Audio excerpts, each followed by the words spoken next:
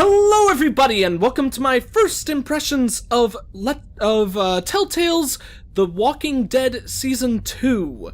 I was a huge fan of Season 1 of The Walking Dead, and I gotta say, so far, Telltale has not disappointed at all with the second season, although it is only the first episode of this game. If you are not familiar with the Walking Dead series, and I would be very, very ashamed of you if you are not, personally, because I love it so much. It is a point-and-click adventure game that is based on the comic book series or graphic novel by the same name, The Walking Dead, where basically, you know, it's a typical zombie apocalypse scenario, but what makes every aspect of the series so deep is that really it focuses on like the relationships of the characters and trying to survive in that world rather than just slaying zombies left and right. And the games have been a huge contender in that kind of regard, in creating like really deep relationships between characters and stuff like that. So let's go ahead and jump into the game so far. I should say first off, this is not how the game begins, despite the credits in the bottom left. I've actually played through like the first, first off, because this is an episodic series, like the first season was, I've actually played through this whole episode, the episode 1, already before, and, I'm just, and I figured it would be best to start this video at this location here. This is about like 20-30 minutes? Maybe closer to 15. I'm not sure exactly, but around like that time zone, that amount, through the game, and I would probably say we're about like two-fifths through the entire campaign, so this isn't gonna spoil anything, later on or much far into the thing, but there is some really heavy stuff that starts off right at the beginning that I want to avoid for any people who pick this up on their own, because you're going to want to experience that on your own for sure. So here we are, we're playing as this little girl Clementine, who is all on her own right now. At the end of the first game, or all throughout the first game, very dire, sad situations happened with her, which eventually left her with barely anyone in the world to look after her, and now it's official, she's off on her own by herself. So let's go ahead and check out this weird canoe here. What just happened was we were stranded in that river after making like this huge escape. So now we've lost all our bags, all of our stuff, and we're trying to figure out what path or what journey we want to take on next. So as I mentioned before, this is an episodic series, as is, I'm pretty sure, all of Telltale's games. I don't know what the Jurassic Park game was, but I'm pretty sure Back to the Future was, I know The Walking Dead Season 1 was, and I know that The Wolf Among Us is an episodic series as well. Basically, what that means is if you are buying it on Steam, you are buying the whole series. That means for $25, you buy all 5 episodes and you get them as they come out, or if you buy it after the 5th episode has come out, you get them all initially. While if you are buying it on like consoles, you buy them. You buy each episode standalone for $5, and stuff like that. It's a really very unique kind of way of marketing games and stuff like that. Check out this grave. Not really much for us to see there, but it is a nice sign of humanity, I suppose, showing not that humans are still alive, but that people are still humane enough to bury their dead rather than just letting them rot on the floor like this feller right over here. So let's go ahead and wander off into this forest down this trail. But basically wherever you are buying this game or would be looking towards buying this game, it is a very, very interesting and unique kind of marketing strategy that this game follows that I think works very well for it, and I like it a hell of a lot because, you know, for the people who want to play the whole things in a row, they could just be patient and wait, while for the people who, let's do a little spinny thing here for funsies. Whee! While for the people like myself who want to play it as quickly as possible, gives you an immense amount of anticipation for the next episode after every one. Looks like there's some scary animal life to be found in here. That would be quite traumatic, I suppose, being like, oh god, there's zombies everywhere, and now I'm in a forest where I have to worry about bears and poisonous snakes and, like, mountain lions and stuff like that. That would be a freaking nightmare. So let's just keep on wandering along our way. But, also a cold breeze here. Also, a very cool thing about this game is, it's, at bare bones, it's for a point-and-click adventure game, but it's also... It's got a hell of a lot to it in regards to its game mechanics. It's also like a story-based narrative game. So like, oh, I love this shot right here. It really shows us like the ambience of our surroundings and how we truly are alone in our situation right now. Just a kind of cool thing that I like a lot. But I don't know, I really like that shot. But basically, this game, its controls are very, very unique. It's a point-and-click adventure, but you actually use WASD to move around. I forget... Yeah, you can't even click to go directions. You have to use WASD to move around.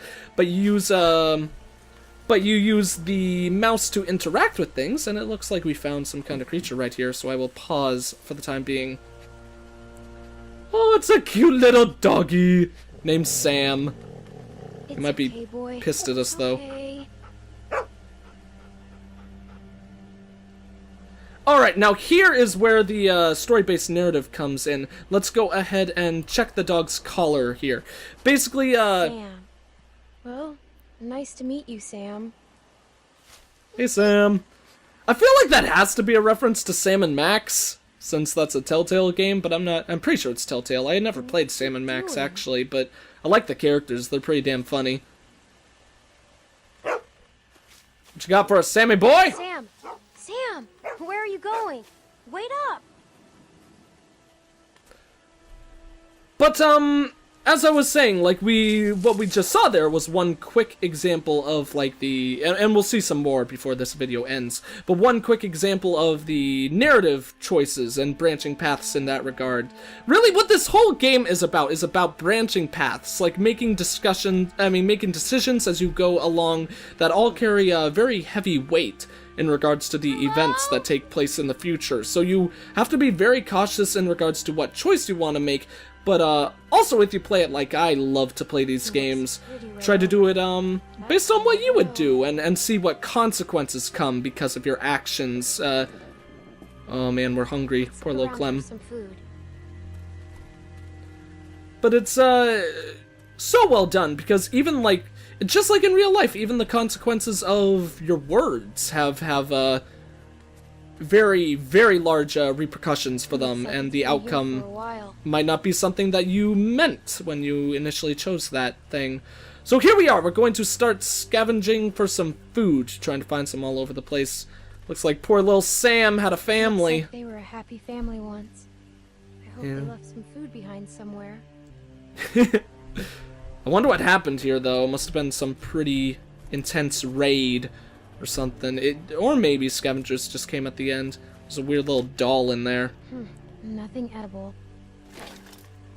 Technically, you could eat the doll. I don't know what that doll's supposed to be a reference to anything. If it is, I don't know what it is at all.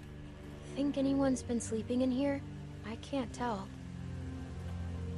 Maybe we better not wait around to find out. Yeah, I could never survive in a zombie apocalypse, I gotta say. Like, I'm a true believer that if a zombie apocalypse happened, I would be, like, dead in the first day. Like, and I think most people as well. I bet scavengers tore it apart. Or most people would be as well, I should say. Like, I love hearing all these people who are like, oh yeah, I would survive all through a zombie apocalypse. But there is no way, like... Do you have, like, a bunker with, like, years long full of food and weaponry to keep you safe from both people and other zombies? Like, no way, man. I'm sure there are some people out there who I'm sure would live, like, probably to the rest of their lifetime because they're so prepared, but not me, not me. I would be dead in a day. Good boy, Sam. Playing with our little doggy friend. Good boy, Sam. Just the textures of the dog. This is one thing I should talk about here. The graphics in this game are freaking stellar, I think. I think this game looks absolutely wonderful, and like that close-up of that dog is a really good example. Go get it, Sam. Like, I know some people thought that the first season of The Walking Dead looked a little aged and stuff like that, but I really liked it. I thought it looked pretty good, and I don't know, we're well stylized, if not really all that graphically amazing in this modern day. But I gotta say, this one greatly improves upon the last one. This game looks frickin' awesome. Go get it, boy. Oh no! Darn. It was good while it lasted, though, right? Poor Sam. He's like, Yeah, fuck you! You're right. Shouldn't waste the energy anyway. I wanted to play! While Clementine goes insane and continues to talk to herself. Like all point-and-click adventure protagonists do, though. What's the matter, Sam? Looks like Sam seems to have noticed something for us. Shh. We have to be quiet. But we will get to whatever he noticed in a second, because we haven't finished looking around. Which actually, I should probably start progressing things. Like, I could keep on going along with the standard point-and-click adventure trope of selecting everything you can and examining everything you can as time goes on. But there's still quite a bit that I want to show off before finishing off this video. Here we go. So we're gonna rummage through the garbage here and skip examining all the rest of our surroundings. Oh my god. Thank you. Hooray! We got some Look, beans. Sam. A can. Now I just need something to open it with. Sam just doesn't care about this can, apparently. He's like, forget food, I'm barking at this weird thing over here, which in fact is a zombie. Who would have guessed? It's okay. He's dead. Look, But- you can see the bite. Looks like he tried to cut it out.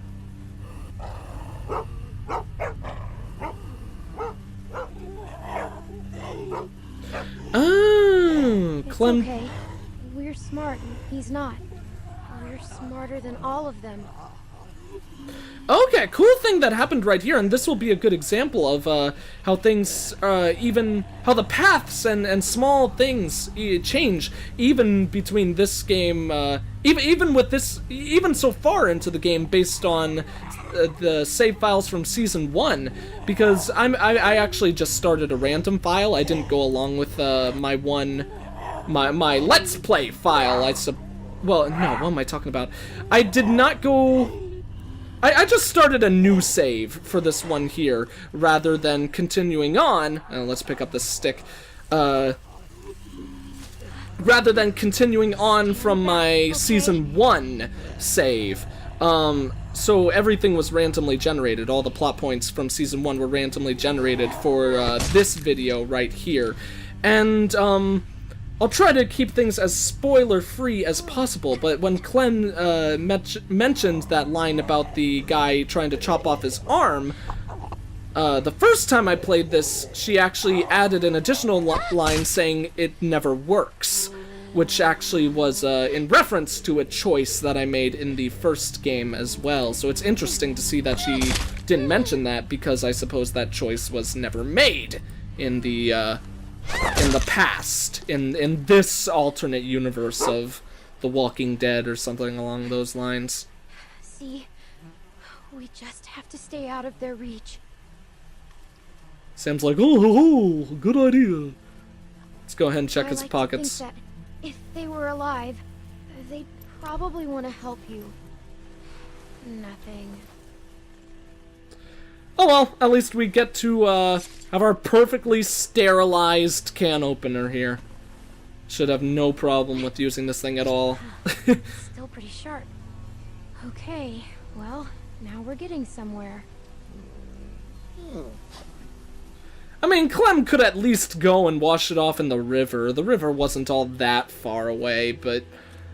You know, she's probably more hungry than I could even possibly imagine at this point, so it makes sense for her. Please don't be bad. Let's open this can and do it like a pro. Give them some like really rotten looking beans in there, if I remember correctly. That's one thing I don't think I've ever seen food in a video game that actually looked appealing. I'm pretty sure every case of food that oh god, yeah, it looks like freaking larva. God. Food always looks disgusting to me in games. Alright, now here comes one of the heavier choices. Do we choose to feed the dog? Since I'm a nice guy, let's go ahead and give Sam some food. See what happens here. Hungry too. Plus, I love animals and want to feed them. But unlike Clem does here, I would probably just pour the can on the floor. Oh god. Hey, don't eat it all. And Sam decides to go ape shit on us. Let's use the can. There's no better weapon in the world. So this is the kind of thing that you will also see a lot in The Walking Dead. You'll have frequent kind of action fight scenes that occur, and in case, like, oftentimes you'll have to, like, rapidly press Q, or if you're using an Xbox controller, like, rapidly press A to kind of hold someone off you, or, like, choke them, or something like that. Or in many cases, if someone is currently attacking you, and we get this horribly sad, gruesome moment here, followed by another choice we're gonna have to make. But also you will have to grab things in your surroundings to help yourself in fights. Now this right here is the kind of heavy choice that many people who have played Telltale's games would be familiar with. We are going to kill the dog, ease his pain. I don't know if this choice is going to come back in the future. Personally, I would imagine that this one is just like a tutorial example, and this probably won't I'm sorry, Sam. come back at all. But, oh god. Poor little Sammy. He was our friend before he betrayed us. But yeah, those are the kind of really heavy choices that you're going to have to make, because I could perfectly understand both trying to, like, killing him and leaving him, in all honesty. Like, if either you left him because you were mad, or because you didn't want to have to kill an animal, even if it's, kind of taking his pain away, I suppose. But, most oftentimes when you're given those choices, those will actually continue to have heavy weight. Oftentimes even into episode 5, or maybe even beyond. Like, I don't... Honestly, I don't think the choices we made in episode 1 of season 1 are probably going to have too much of weight in season 2 here. But you never know. Never know might come in the future that might change that. So let's see what Clem's going to do to try to survive, what plans she might have for her future. With this new bite at hand, too. I would be so terrified in her situation. I mean, in a zombie apocalypse, you wouldn't have, like, really too, like, rabies. Worrying about a rabies infection would definitely not be your biggest worry in the world, but I'd be pretty scared of that if I was in her situation right now. Granted, Sam didn't appear to have rabies at all. He wasn't really foaming at the mouth. He was pretty passive until those last moments. Oh, don't fall asleep, Clem! We need you alive, girl! We need you alive. Especially when there's zombies afoot. Zombies always seem to come at the worst possible moment. But I guess that's kind of the thing about them. Just kind of big old jerkwads about things. So, one thing that I really liked that was a big change in this game, I don't know if we're going to get to see it here. There actually was a scene earlier that used this as an example. Right now we're just trying to run from this guy as much as possible. But one change that was added to this game after the first one, oh, here's the Q example. But there's kind of like a dragon's tail avoiding occurrences that can happen. Like if you're running from zombies or running from people, every now and then there'll be these like dodge left, dodge right, dodge up, dodge down arrows that will pop up on the screen, and you just have to click the key or move the analog stick in the direction that the game is showing on the screen to dodge whatever comes at you. And that's one addition to this game that I've really liked a huge deal that they added, essentially. I was gonna say changed, but I don't know what they would. Not really as much of a change as it is an addition to the game, you know. So lucky us, we had these nice two people here to save us. Yeah. Seems like no zombies are chilling around. Hey, you all right? All right. Let's go ahead and tell them that I'm fine. Just let me be. Fine. Just let me be. Oh, was that so? 'Cause last time I saw you, could barely crawl away from that lurker back there. Look, you're in bad shape, kid. One thing that I always wanted to do with the Walking Dead series, or really any of Telltale's games, is do like a 100% silent run. Out here? Where are the people you're with? There's no chance you made it this long on your own. Like, for example, here, if I chose every dialogue choice in the entire game as being ... I thought that would be really funny. Another mouth to feed.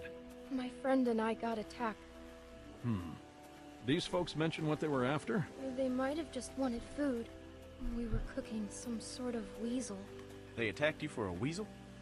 Damn, that is low. They didn't mention any names, right? They weren't searching for anybody? What could you mean by that, my good sir? Well, I'm Luke, and this is Pete. Hey there. Hi, I'm Clementine. It's nice to meet you, Clementine. But for now, we're gonna take you back to our group. Okay, we got a doctor with us, and you look like you could use some— Oh, shit! What? What is it? She's been bit, man. Fuck. What are we gonna do here? No, it was a dog. I didn't see any dog, Clementine. Come on, kid. We just saw you with those lurkers back there. I can't remember the last time I saw a dog. No, it really was a dog. Please, believe me. Look, I want to, kid, but I gotta believe my own two eyes first, and I didn't see no dog around. No, it was from before.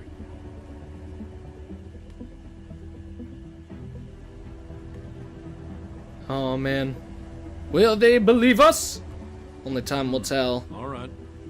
Let's see it. Whoa, hey, watch yourself. Hey, don't look at me like that. You're the one that's bit here, okay? Ugh, God, that would hurt so much in real life. Is it like she says? Well, it could be a dog. Hard to say. So where'd this dog go? The one that did this. What does that matter, Pete? Seriously. I killed it. What? Really? A dog shows up and bites you and you just kill it? What would you have done? I don't know. It attacked me. Still, you don't kill dogs. I love that guy. That guy's pretty funny. At least so far in episode Clementine? 1, he's been pretty enjoyable. Yes? You telling us the truth? You look me in the eyes when you answer. Say yes. All right, Clementine. That's good enough for me. Well, what else was she gonna say? I've got a good bullshit detector, Luke. That's why you can never beat me at poker. You don't always beat me at. Alright, how can you be sure? Well, I'm sure I ain't willing to leave a little girl in the woods to die when we got a doctor with us that can make a call. We can have Carlos take a look at it first. Nick ain't gonna like this. Not with what happened. You don't have to remind me of that, boy. Right. Sorry, sir.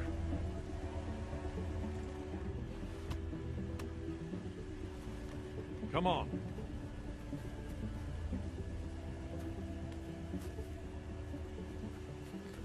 Alright. Nice to see that the home was like that close by. You feeling all right?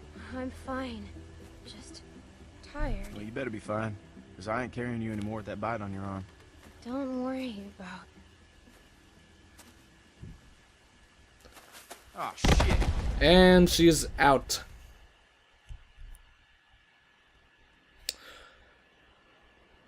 And who knows what will become of our future. But anyways, as it loads in here, sorry guys if I'm leaving any of you who haven't seen the first episode of this series, of season 2 yet, with a little bit of anticipation. But I think that's going to be all that I'm going to show off for this time, because I don't want to give too much away all throughout this video. This is Telltales The Walking Dead Season 2. As I mentioned before, I was an enormous fan of Season 1, to the point where, for anyone who doesn't know, Season 1 was the Game of the Year for this past year. I think it was for 2013? No, that wasn't 2013's this year, so it wouldn't have been chosen yet. It was Game of the Year for last year, and honestly, I was gonna be pretty upset if it didn't win. That's how much I loved the game. And really, so far, this one has not disappointed at all. So, and Telltale, I think Telltale has only gotten better and better as time has gone on. I think that I think their quality of their works have grown an immense amount since, the times of their Back to the Future games, and even those were pretty cool point-and-click adventure games. So, as mentioned before, if you are on consoles, the series is going to be $5 per episode. I don't know if you could pick up the whole season on consoles. But if you can, that would be a $25 pickup, I'm sure. And I will link, where you could pick this game up for $25 on Steam, on the Steam store as well, in the description below. So, I highly recommend this one, guys. I'm pretty sure, at least, from this first episode as an example, you are 100% gonna get your money's worth throughout, this game. So, yeah, that's going to be it for this episode. Or this video, I should say. I'll see you all next time.